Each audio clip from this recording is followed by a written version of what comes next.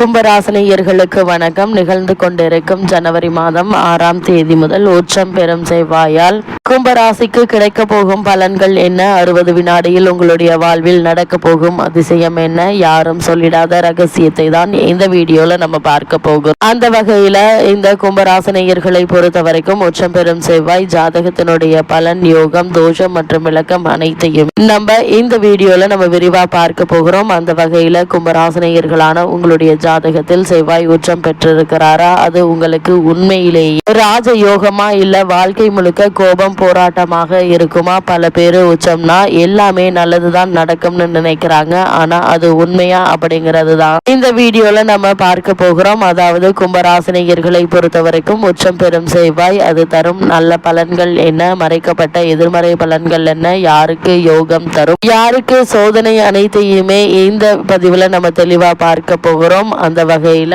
கும்பராசினியர்கள் நம்ம சேனலுக்கு நீங்க நியூ வியூவர்ஸா இருந்தீங்க அப்படின்னா மறக்காம சேனலை சப்ஸ்கிரைப் பண்ணிக்கோங்க. அப்படியே இந்த பெல் ஐக்கானையும் கிளிக் பண்ணிக்கோங்க. அது மட்டும் இல்லாம இந்த வீடியோ உங்களுக்கு பிடிச்சிருந்துச்சு அப்படின்னா லைக் பண்ணுங்க, ஷேர் பண்ணுங்க. 60 வினாடியில அதாவது இந்த செவ்வாயினுடைய ஆதிக்கத்தால் 60 வினாடியில் உங்களுக்கு என்ன மாதிரியான அதிசயம் உங்களுடைய வாழ்வில் ஏற்பட வேண்டும் என்பதை மறக்காம கமெண்ட் பாக்ஸ்ல கமெண்ட் பண்ணுங்க. வாங்க இப்ப வீடியோக்குள்ள போலாம். அந்த வகையில் ஒருவருடைய ஜாதகத்தில் செவ்வாய் என்ன மாதிரியான பலன்களை எல்லாம் ஏற்படுத்தும் என்று பார்க்கும்போது, ஒரு ஜாதகருக்கு செவ்வாய் என்பது சக்தி, துணிச்சல், போராட்டம், கோபம், இரத்த சம்பந்தமான வேலைகள், நிலம், சகோதரர்களால் ஆதாயம், போல army, engineer, surgeon, sportsman person, இவங்க எல்லாருமே செவ்வாய் ரொம்ப முக்கியமான கிரகமா இருக்குங்க. இவர்களுடைய ஜாதகத்தில் செவ்வாயினுடைய ஆதிக்கம் நிறைந்தவர்களாக இருப்பார்கள். செவ்வாய் ஸ்ட்ராங்கா இருந்தா வாழ்க்கையில ஃபைட் பண்ணி மேல வரக்கூடிய அளவிற்கு இவர்கள் அவ்வளவு தைரியசாலிகளாகவும் தன்னம்பிக்கை உள்ளவர்களாகவும் இருப்பாங்க. செவ்வாயினுடைய ஆதிக்கம் உள்ளவர்கள் பயம் கிடையாது,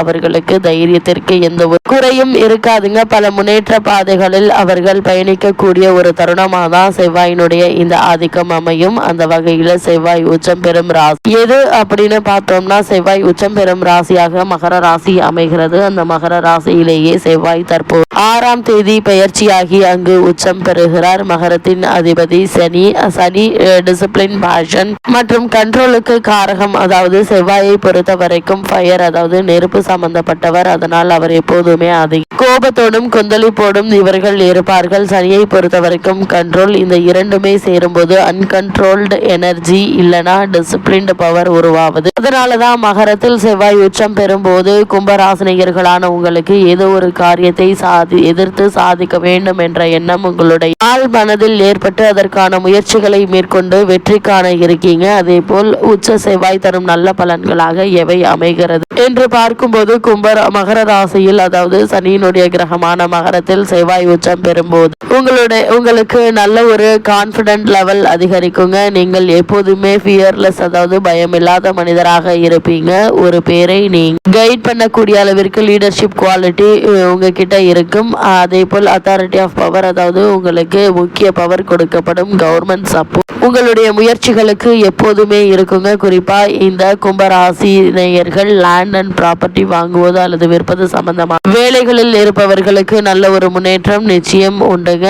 எதிரிகளை தைரியமாக எதிர்கொள்ளும் மனசு இவங்க வாழ்க்கைக்கு ஈஸியா இருக்காது. ஆனால் எப்போதும் மேல் நோக்கி தான் போகும். அதாவது நீங்கள் என்ன முயற்சிகளை மேற்கொண்டாலும் அது உங்களை அடுத்த கட்டத்திற்கு எடுத்து செல்லுமே தவிர உங்களை தாழ்மைப்படுத்துவதற்கான வேலை இல்லைங்க. அதே போல் இந்த கும்பராசினியர்களான நீங்கள் 28 வயதுக்கு அப்புறம் கரியர்ல growth வர்றதுக்கு பிடிச்ச பெரிய ஒரு காரணமா இந்த செவ்வாய் இருப்பார் என்பதுல சந்தேகம் கிடையாது. இதுல மறைமுகமான பல உண்மைகளும் நிறைந்திருக்குது. அதாவது எப்போதுமே உங்களுடைய முக பாவனை ஒரு சீரியஸான ஒரு டோன்லயே இருக்க மாதிரியே இருக்கும். இப்போ ஒரு முக்கியமான விஷயம், உச்சம் பெற்ற செவ்வாய் இருந்தாலும் எல்லாமே பாசிட்டிவ் மற்றும் கிடைக்கும் என்று கிடையாதுங்க. நெகட்டிவான சில வேலைகளும் இருக்கும்.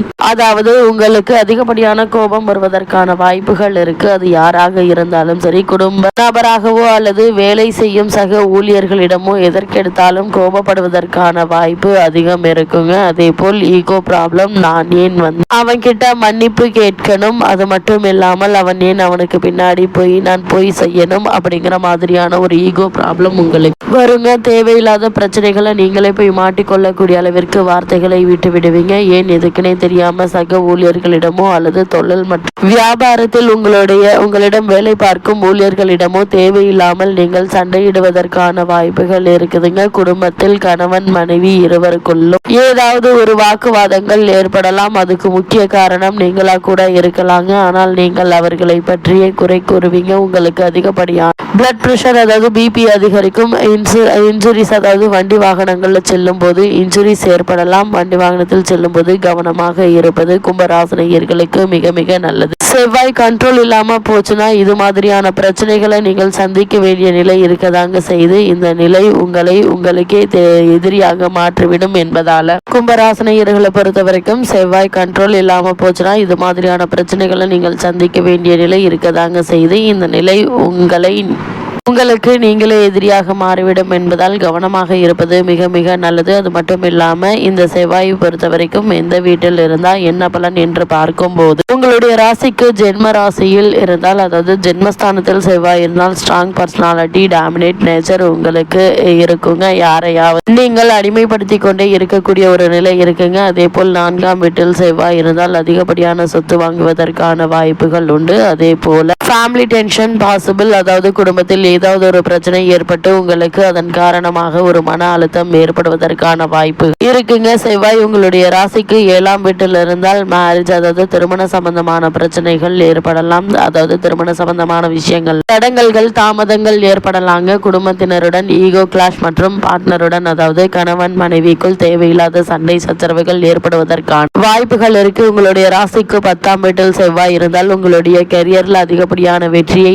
சந்திப்பீங்க. அத்தாரிட்டி பர்சனாக நீங்க செலக்ட் ஆகக்கூடிய அளவிற்கு உங்களுடைய திறமை அதிகரிக்கும். அந்த அளவிற்கு முன்னேற்றங்கள் ஏற்படுங்க. அதே போல அவங்களுடைய பெயர் மற்றும் குடும்பத்தினுடைய பெயர் வெளியே தெரிவதற்கான வாய்ப்புகள் அதிகம் இருக்குதுங்க. அதே போல உங்களுடைய ராசிக்கு 8ஆம் வீட்டில் செவ்வாய் இருந்தால் சடனா அதாவது தடாலடியாக ஒரு நல்ல முன்னேற்றம் கூட ஏற்படலாம். அதே அளவிற்கு டவுன் கூட ஏற்படலாம். உடல் ஆரோக்கியம் மற்றும் வண்டி வாகனங்கள்ல செல்லும் போது அதிக கவனத்தோடு இருப்பது நல்லது. உச்ச செவ்வாய் நல்லதா கெட்டதா இது இருக்கும் வீடுதான் முடிவு பண்ணும். அதே போல் இந்த செவ்வாயினுடைய உச்சம் யாருக்கு ராஜயோகத்தை தர வல்லது என்று பார்க்கும்போது உச்ச செவ்வாய் சனி குரு மற்றும் சூரியன் இந்த 3 கிரகங்கள் உங்களுக்கு சப்போர்ட்டாக இருந்தால் ராஜயோக பலன்களை உண்டு பண்ணும். அதாவது எஸ்பெஷலி கவர்மெண்ட் ஜாப் கிடைக்கலாம். அரசியலில் நல்ல ஒரு முன்னேற்றம் ஏற்படும். இன்ஜினியரிங் படித்து கொண்டிருப்பவர்கள் அல்லது வேலை செய்து கொண்டிருப்பவர்களுக்கு நல்ல ஒரு முன்னேற்றம் ஏற்படுங்க. இராணுவத்தில் சேர வேண்டும் என்ற விருப்பம் உள்ளவர்கள் அதற்கான முயற்சிகளை மேற்கொண்டு வருபவர்களுக்கு நல்ல ஒரு முன்னேற்றம் ஏற்பட இருக்கு. ரியல் எஸ்டேட் பிசினஸ் செய்பவர்களுக்கு நல்ல ஒரு முன்னேற்றத்தை இப்போது நீங்கள் தாராளமாக எதிர்பார்க்கலாங்க.